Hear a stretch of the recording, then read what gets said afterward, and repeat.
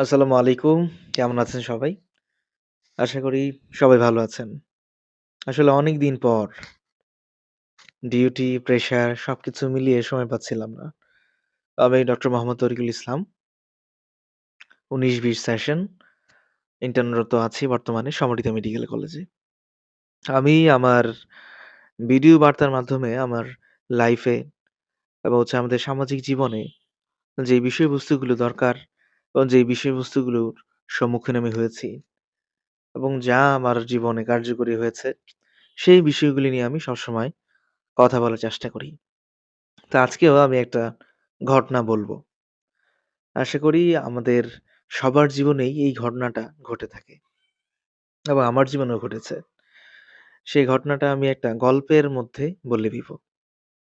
ব্যাপারটা হচ্ছে আমরা তো অনেকেই গাড়ি দিয়ে ট্রাভেল করি, তাই না?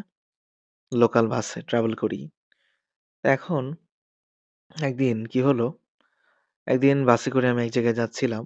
তো আমি দেখতে পেলাম একজন মহিলা, দরিদ্র মহিলা, সে সাহায্যের জন্য উঠেছে। তো তার সাহায্যের কারণটা কি? তার কোনো একটা রোগ আছে এবং সেই রোগের চিকিৎসার জন্য তার সাহায্যের দরকার। তো এখন ১ম বার সে যখন চাচ্ছিল টাকা, তখন মনে হচ্ছিল আমার কাছে যে হয়তোবা সে মিথ্যা বলছে। হয়তোবা সে মিথ্যা বলছে বা নাটকীয়তা করছে। ২য় বার সে যখন চাইল, তখন না দিয়ে দিলাম আমি এবং অনেকেই দিল টাকা।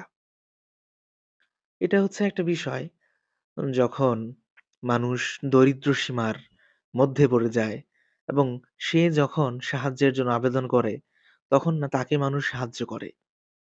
ঠিক আছে? কারণ তার সাথে আমাদের কোনো প্রতিযোগিতা নাই। তার এই ২-১ টা টাকা দেওয়ার মাধ্যমে সে আমাদের থেকে বা আমার থেকে বা আমার পারিপার্শ্বিক মানুষগুলি থেকে এগিয়ে যাবে না। সেই চিন্তাভাবনা করে হলেও আমরা তাকে কিছু টাকা বা ২-১ টা টাকা দিয়ে দেই। কিন্তু এই যে আমরা যেই সোসাইটিটাতে বসবাস করছি, সো কল্ড ইলাইট সোসাইটি বা আমরা বলে বেড়াই এটাকে এডুকেটেড সোসাইটি, সিভিলাইজড সোসাইটি। এটা কিন্তু খুবই মিথ্যা একটা বিষয়। খুবই বানোয়াট একটা বিষয়। কেন বলছি জানেন? কারণ আপনি